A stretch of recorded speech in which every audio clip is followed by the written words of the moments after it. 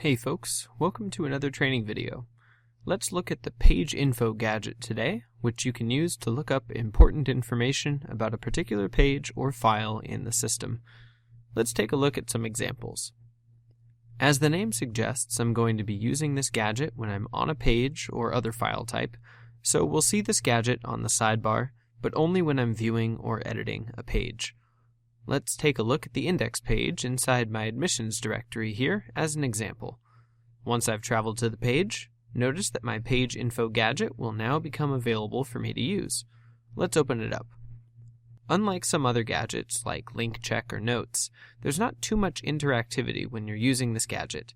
The Page Info Gadget gives you all the relevant information immediately when you open it, and there aren't other views or screens besides what I see here. However, don't let that simplicity fool you. This gadget is a great tool if you're wanting to learn about the relationship between files in your site.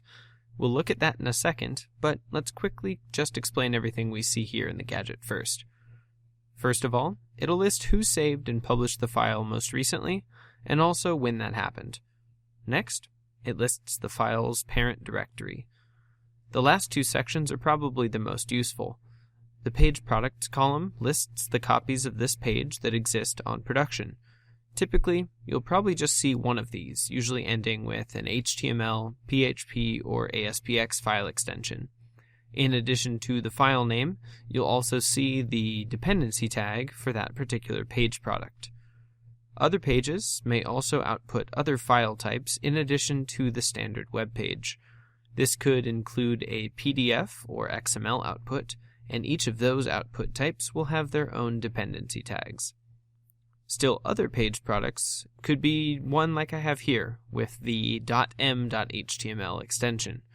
Some implementations will have an XSL file that renders a mobile preview of their pages or a debug version of their pages, so users can quickly preview what the page will look like on mobile or debug issues while still inside OU Campus.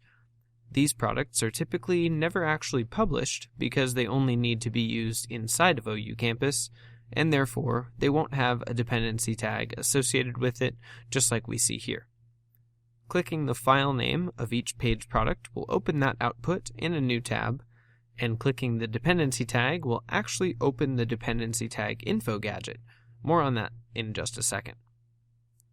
The Dependencies section will list the dependency tags that have been placed on this page. This includes things like assets, linked images, and internal web pages.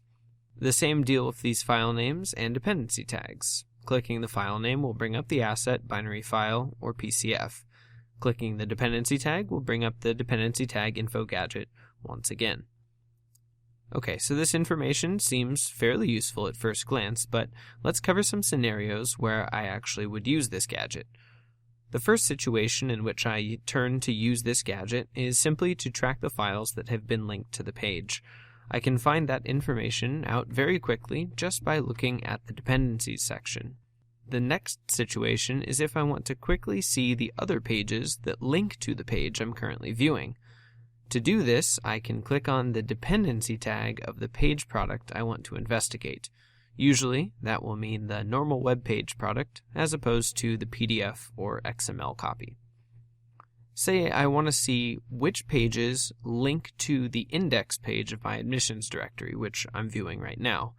I can click the dependency tag next to the index.html page product, which will open up the Dependency Tag Info Gadget with that dependency tag pre-filled. Then, in the Dependency Tag Info Gadget, I can scroll down and see the pages listed under the Subscribers heading. The pages here are the ones that contain a link to my admissions index page.